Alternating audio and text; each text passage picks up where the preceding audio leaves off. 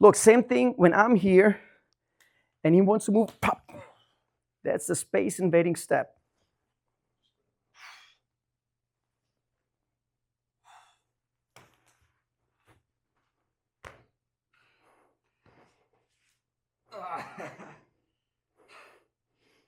And from here, look.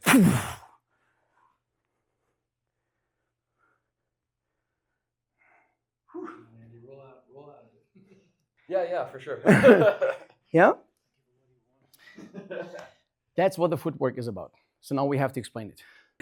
Today, it's about our footwork. Please subscribe our channel. Stay tuned. There's coming a lot of good stuff in the future. And hopefully, okay? In Wing Chun, we have footwork. We have various versions of footwork, okay?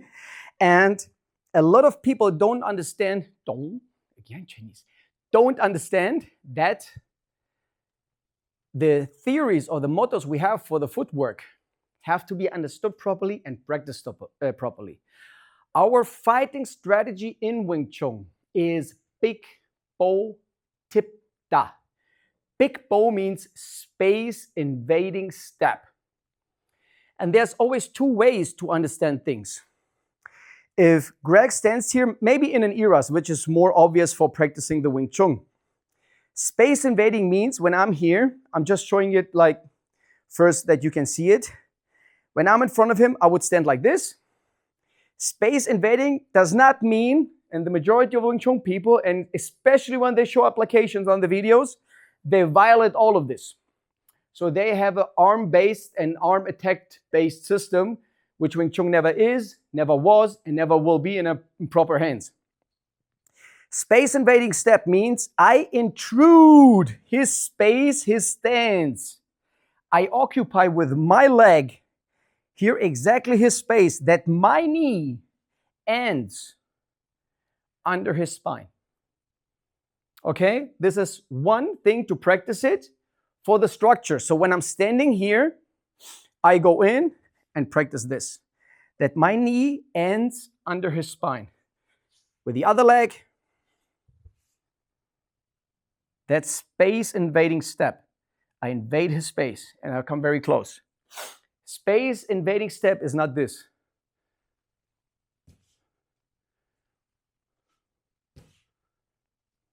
I haven't invaded anything here. No space. And the second meaning of space invasion is if I invade a territory of someone, what do I have to do? If he's not willing to give it to me, I have to remove his troops. So this step here is meant for attacking one of the legs, which does not mean, I'm showing it slowly, that I'm moving sideways. I'm still moving that way, but my leg is attacking his leg. Same thing on this side. My leg is attacking his leg. That's it. That is space invading step. And then we have to understand a pursuing step is when I'm here, I invaded, he wants to get rid of me, then I have to pursue him. Then I have to pursue him. And I have to pursue him. Okay? This is the importance to understand the core theory of big bow tip da. Tip da means non-stop attack. So how to practice it properly? You're going to execute this on me. I'm standing in my eras. Maybe I have my hands here.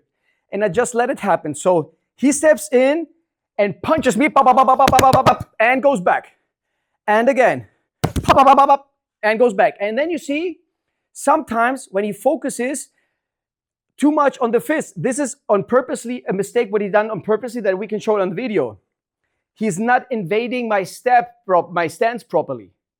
So again, if he focuses too much on his fist, there's nothing here. He didn't invade properly deep enough. So again, he has to, and if he slightly moves me, it's fine. And if I come now closer, he can practice his back step to reset an eras. And then you go again. That's it. Okay, so you can have done various versions or different versions of practicing it. Either you focus that the punches, you just execute the precision of punches and move me mainly with a step, or you can move me mainly with the punches. So both of them have a good task. And when he moves me backwards, then I can start to practice my back step. Whenever he does this, there is not this happening to me, because it makes no sense when both of them are practicing. The one is practicing the attack and the other one is practicing nothing. Makes no sense. So when he moves me backwards, I can practice my back step. And the back step in Wing Chun is railing. I'm going to show this here to the camera. I'm going to start right here. After this inverting stance, inverting step, I have to rail, rail, rail. What we don't do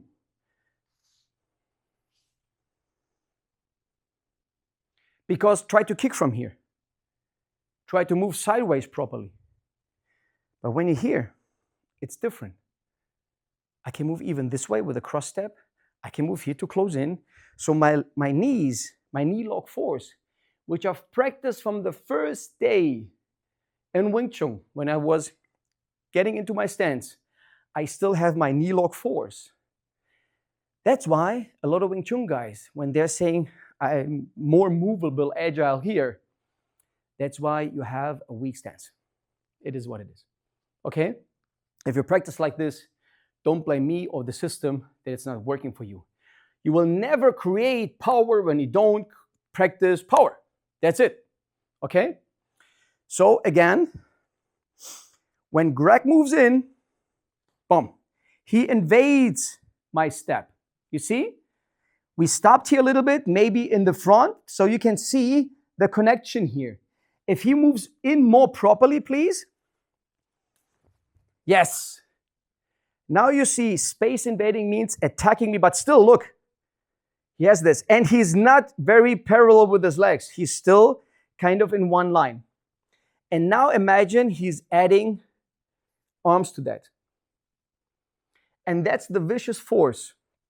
What people feel when true Wing Chun practitioners are attacking, even if they have a guard up or whatever it is, it always feels like a big truck overruns you. You're getting rolled over. Okay? So again, back to the practice. The first is, I'm going to execute it for the structure. Maintain always midline to midline, noon line to noon line, and central point to center point. And from here, it is never, we have to go a little bit this way. No, to me. Yes, thank you. The footwork is never this. My upper body goes straight.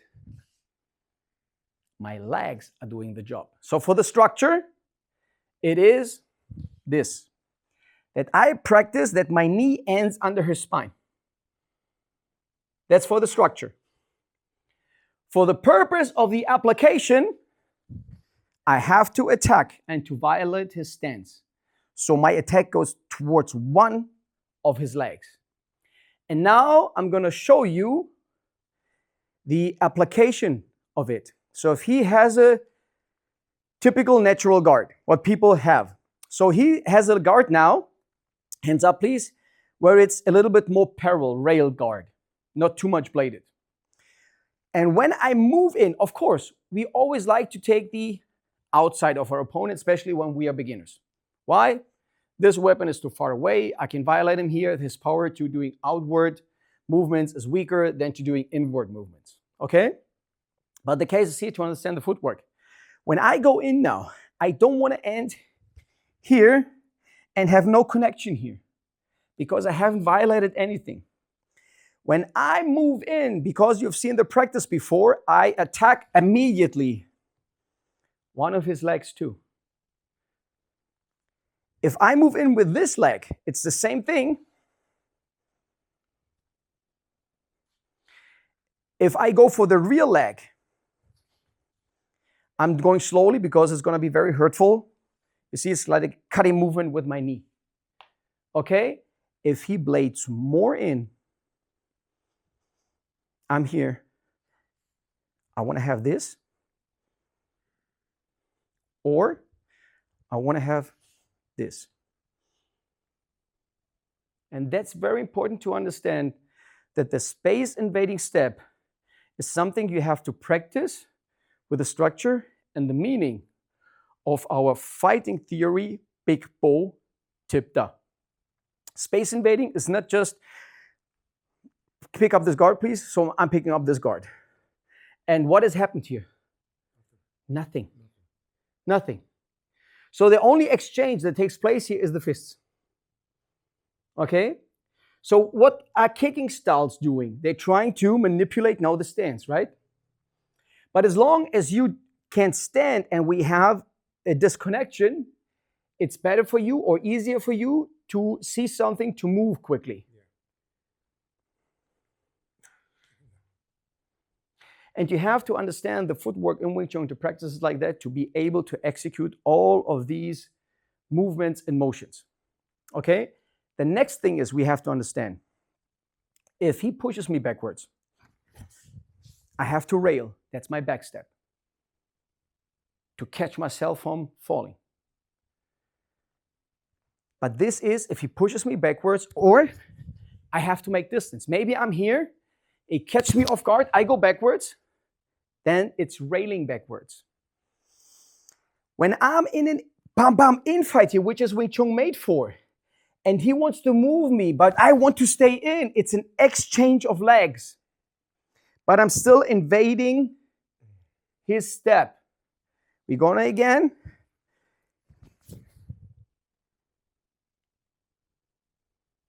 That's it. This side, I have my leg here. He moves me. That's space invading in meaning, not in structure, in meaning. You have to understand this. And for the purpose that we know that Wing Chun, we say a step is a kick and a kick is a step. When he does that, he moves me backwards, boom, bam.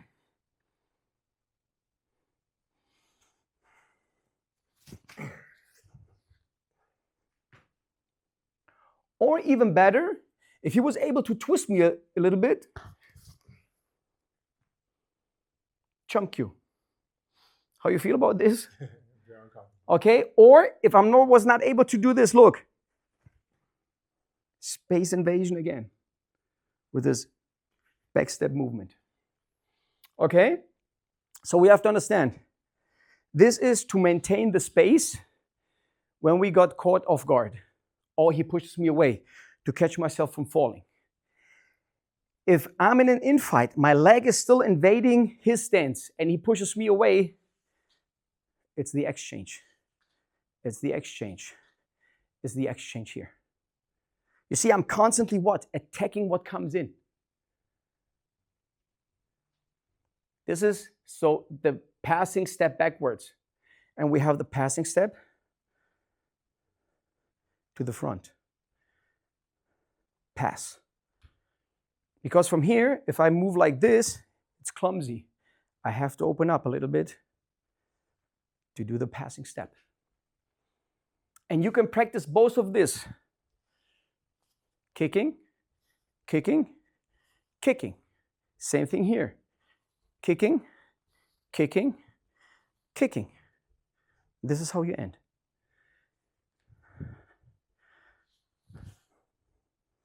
That's it. So this intrusion here is done in an explosive angle of a kick out movement. It is not a walking step. This is for a beginner to understand footwork. A beginner is taught just to make a step and pull. Step, pull.